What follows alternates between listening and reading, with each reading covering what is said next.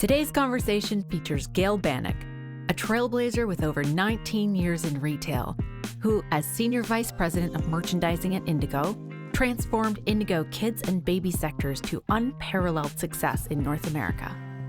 A great high followed by a super low, which was fascinating to see all in one go. So again, at Indigo, in 2023, we experienced this breach, and that was the lowest low. In this episode, we discuss leading through both explosive growth and daunting slumps. Gail shares her unfiltered journey, offering up honest learnings.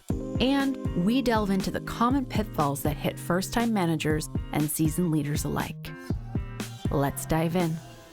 Welcome to the podcast, everyone. We are in studio with Gail, and today we're going to dive into all things people, team related. You have a wealth of knowledge and background as it relates to retail experience and rising through the ranks at several different organizations.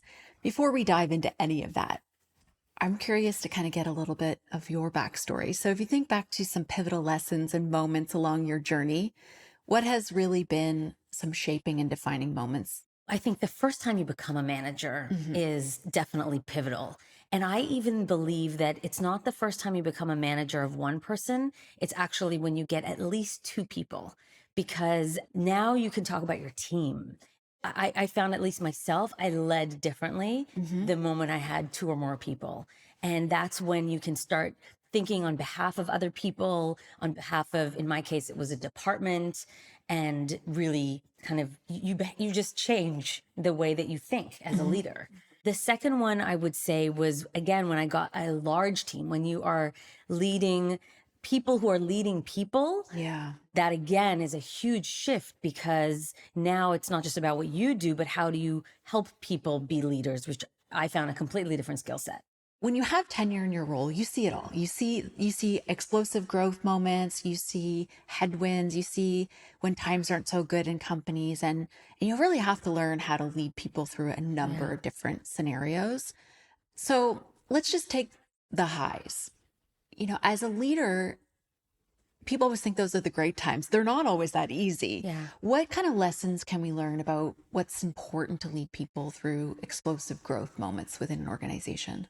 Well, I mean, the first one that comes to mind for me was leading through COVID, which, was very different for all of us. And, but for me, working at Indigo, leading a team, running a toy department, nothing was better for toys than COVID. Yes. It catapulted the business. People, parents were beside themselves trying to entertain their kids with puzzles and Lego and books, anything that they can get their hands on. And so the business really went through a huge growth period.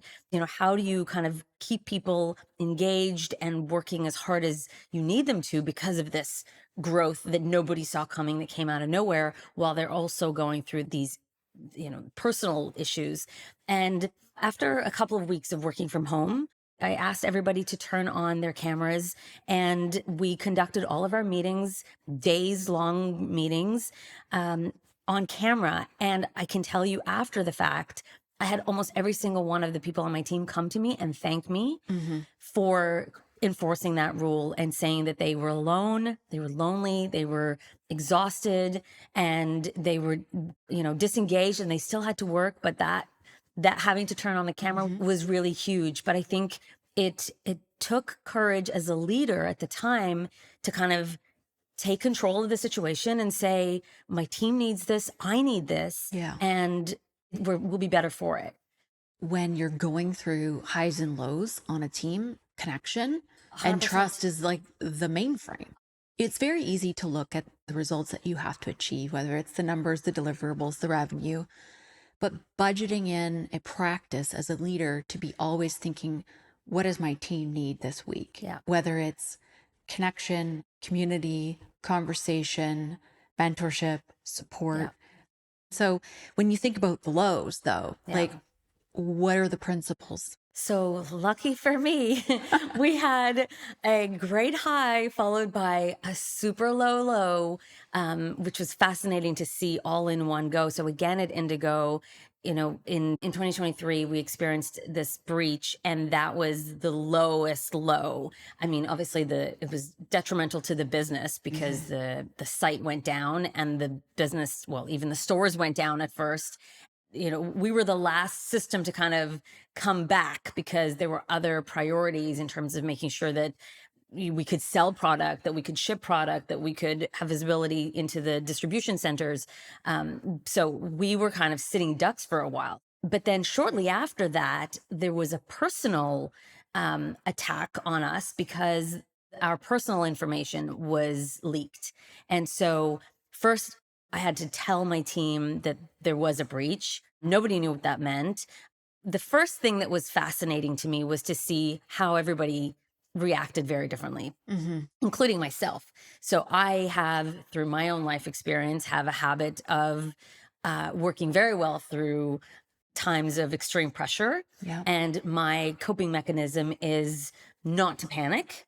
And I get through it and I allow myself, you can't panic in a real emergency. You have to actually pull yourself together and work through it. And panicking is a luxury that you can have once the emergency is over. Right. And so I, as a leader, I approached it in the same way as I do the rest of my life. Not necessarily healthy, by the way. But I basically, managed very calmly. Yeah. And that was not right for everybody. My degree of calmness was not what everybody needed.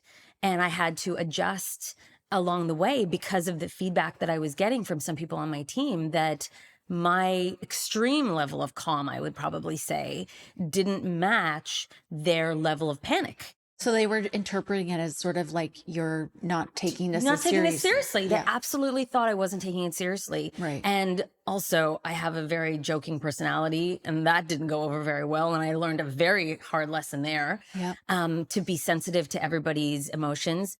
There was one moment in particular where I had addressed the team. It did not go well. And I then was faced with a decision whether to apologize or not. And after thinking about it, I ultimately decided to apologize, which as a leader was a very hard decision to make. Do I apologize for my leadership style? Do I apologize for my approach? Do I apologize for who I am? Yeah. It didn't go well either. And that was also a lesson for me. Because the apology wasn't enough? Like, why didn't it go well? They were just upset. They were just Right. upset. Yeah. It wasn't about me. Yeah. But everybody was reacting very differently. And so there was really, I didn't even know how to behave. But the reason I'm happy with the decision to apologize was because that was true to me as a person. Yeah. And I feel like as a leader, that is the most important rule, to lead with heart and to lead like you're a person. And these were people that I genuinely liked, that I genuinely had, hoped the best for. And I had felt like I disappointed them or I had let them down. And again, with time passing, having talked to my team after that, they all kind of, when everybody calmed down and the pressure cooker kind of calmed down, they were able to say, we understand now that I had never been through a breach. I didn't know what I was doing. And with time, they kind of understood that as well. So just that level of vulnerability and authenticity and not having to be stoic in that moment. Yeah. How important was it to be authentic plus informative with every detail you had along the way? As a leader, you're expected to have answers, or you're expected to say, "I'm not sure. Let me get back to you." There's nobody to ask. Right. Nobody knows. So I can't even say that. I just have to say, I don't know, and leave it at that, which is very uncomfortable. People wanted answers. They had expectations on how Indigo should have, actioned the breach. I think all in all, I think Indigo did a great job, and I think they were trying to do the best. Well, you do a lot of mentoring now, so hindsight is always 20/20. Yeah. But, what would be the takeaways that you would impart on a mentee today? I think just in general, providing your leader with compassion is good. And remembering that there are people that hopefully they're trying to do the best by you. And if you're coaching or advising a leader, Yeah. what would you advise them? just care for your people. I feel like you can't go wrong with that. If you care for your people, then you're going to be compassionate, you're going to be vulnerable, you're going to be authentic, you're going to give them what they need. Yeah. And then the second thing is I would impart on them how different people are and how you need to pay attention to one individual on your team who may be reacting one way versus somebody else who was reacting a different way. I mean, even just by age, I notice people in our company, very, older people were scared because they didn't understand what was happening. Kind of middle-aged people were kind of the most easygoing because they probably had a fraud alert before and they know that nothing happened. And so they were a little bit calm, kind of like how I was approaching it. And then very young people were petrified because they're like, what if I can't get a house? What if I, what does this mean for my credit? And so, and even within ages, obviously people react differently depending on their personal circumstances. And it's just a very personal thing, something that you wouldn't think. I didn't appreciate at the time how personal this was. The thing I'm learning from what you said too is just to not assume people are going to handle it like you. People feel the way you do. And then even within that dynamic, so once you make those two assumptions, it's like you have a composition of communication and a way to manage people that has to be different. It's when you have to manage people who aren't like you that you grow the most as a people leader. Oh my God, I couldn't agree more. Yeah. Probably one of the biggest mistakes that I made as a young manager was trying to make my people me. Yes. Thinking that not that I was so great, but that's the only thing that I knew how to do. I knew how to make this presentation my way. This pressure to just turn everybody into, I'm an extrovert, so you need to be more extroverted. And learning, and this is a huge lesson that I've learned around just helping people be the best they can be, not me. How did you learn how to do that though? Did you lean on resources or was it just like a light bulb? You're like, oh, I see it now. Like I have to tap into more of their strengths, their communication style, their way. I think it actually had to do with my own confidence as a leader. Okay. And I think when I kind of backed off to say, okay, I don't need to prove myself anymore. I'm good. I believe in myself and how I lead. And you are interesting and good and smart and powerful in your way. And so, and I just kind of observed them to see that their way of doing it was actually got from A to B. It just didn't take the same path. When's the moment we felt comfortable in our own skin to give someone else the space to be themselves? Yeah. Right? That's like, that's the switch. Yeah. It's like, I let go of the control. Yeah. Because I trusted myself. Yeah. It completely changed the way that I lead to understand, okay, so what are you struggling with? How do I help you present yourself better? How do I help you advance? How do I help in the way that is going to work for you? Because trying to do it my way is not going to work. When we allow ourselves to be authentic and we see ourselves in our own authenticity, we can then see other people. 100%. Leading leaders. Let's talk about that dynamic. What were some of the early lessons in that journey for you? So I think when you're leading leaders, you need to step up your communication to a whole other level. That's what I found, where, it's one thing to find yourself in a conversation with someone and find yourself in a situation and then react and do whatever you do and say whatever you say. It's another to talk to somebody completely out of context and predict a conversation or predict a problem. So now I have to think about, how are you as a leader? How can you be better as a leader? What is a scenario that you're going to struggle with or, have to deal with? And then how can I tell you how to think, what to say, how to approach it, what to try? And then not only that, but I then also have to equip you with multiple responses from the other person. In that role, your level of foresight down the road strategically has to be a lot sharper than in the previous roles. Then B, you almost have to create frameworks to help people make decisions. Yeah. Right? And then you have to anticipate where their gaps will be. Yeah. It's like coaching on a scenario base. Yes. When you moved into that VP role, like where did you see your growth? So Yeah. if you were to kind of just define your growth through that chapter, where Yeah. did you grow the most? When I accepted the role of VP at Indigo, I was petrified because I had never been a merchant and I was about to lead a team of merchants. And what I love about that role was that it was kind of the first job I had where, as a leader, where I didn't know how to do their job. Yeah. And so that inherently created a different dynamic, which I love because it allowed me to be the manager that I want to be. And I wasn't busy training people, and I wasn't, up until then, every job I'd had, I knew how to do every single job there. I could do it better than anybody. I could do it faster than anybody. And so I had no choice but to be a very trusting, hands-off, collaborative leader, which I love. As a VP, I was able to just focus on the people. And my job was to develop the team, remove roadblocks. So that was dealing with my fellow VPs and the rest of the company, and remove roadblocks so that they could do their job. But it didn't include actually training them on how to do their job. So first and foremost, the minute you come out of, I'm not the functional expert.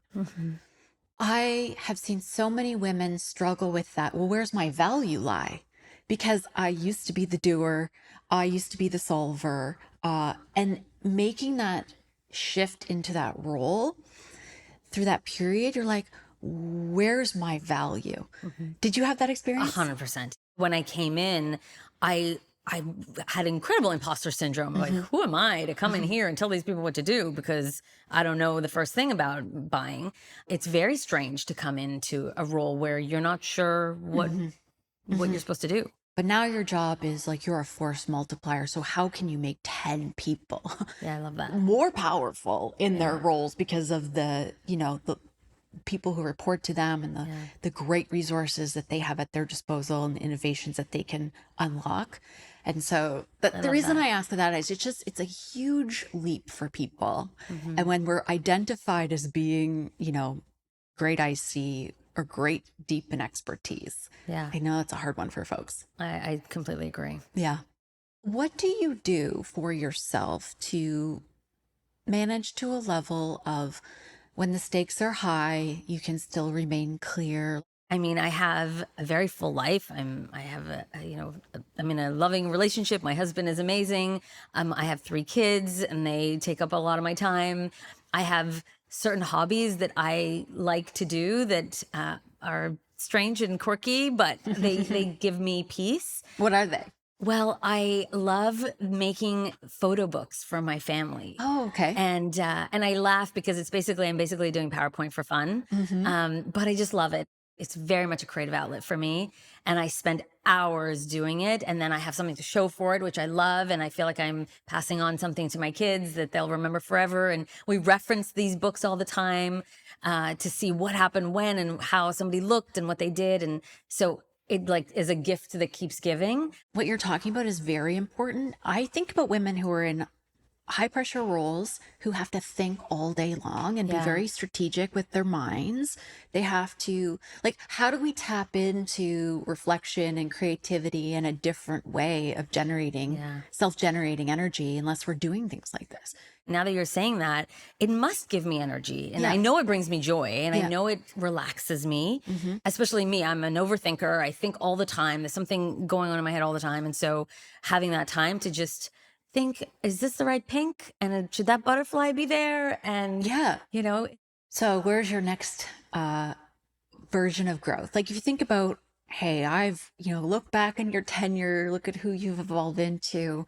When you look out in terms of your own personal growth or skill growth, like what excites you? Because I don't know what's going to happen next, I think the first step is going to be this, what I was saying to you, like this time of yes for me. Okay. I'm saying yes to this. I love talking to you.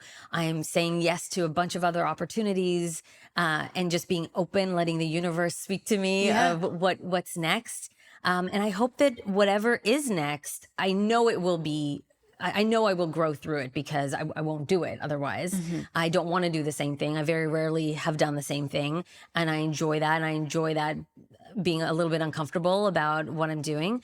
And so I don't know, but I'm excited for it. Yeah. The nebulous new, it brings butterflies again. It brings a little bit of nerves in a good way. Yeah. Feels like you're, for me, it feels like I'm expanding into something new that doesn't feel comfortable, that I haven't, I don't have the playbook from, 10 years to draw on, but I'm excited for that chapter of growth. I am too. I was talking to somebody the other day, and I was saying that in my experience, you absolutely you don't even know when you're growing. You don't even know when you're learning. And it's not until the next job or even the next job that you realize, oh, that's what that was about. That was good that I did that. And so I feel like, even though, to your point, even though I don't know what's next, I know that I will take the learnings that I've had and apply them somehow in some way to the next thing. Well, we've learned so much from your incredible arc in your career and your personal wisdom too. Thank you so much. This is so fun. Thank you for joining us. Don't forget to follow us on Instagram and LinkedIn, where we transform the wisdom from our podcast into practical tips, tools, and takeaways for your leadership journey. Find us at grit.grace.podcast. See you next week.